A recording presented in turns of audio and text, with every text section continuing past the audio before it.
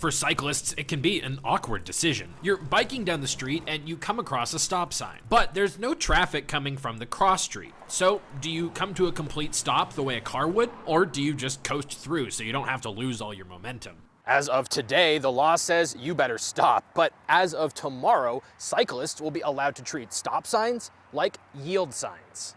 Earlier this year in Olympia, the legislature voted overwhelmingly to pass what proponents call a safety stop law. It basically puts the decision on whether or not to stop at a sign into the hands of the cyclist. If there are cars, pedestrians, or other bikes already at the intersection, then they need to yield to those folks. But if they judge they can easily make it through the intersection safely, they're not required to stop. In most places, this is actually known as the Idaho stop. That's because Idaho was the first state to make this change to the law way back in the 80s. But it didn't catch on with other states until much later. Washington will become now only the 6th state with such a law. And it actually doesn't go as far as Idaho's. There, cyclists are also allowed to treat red lights like stop signs and go through the intersection if there's no traffic rather than waiting for a green. But that change is not being made in Washington. Data suggests that accidents were reduced in Idaho after the law was passed.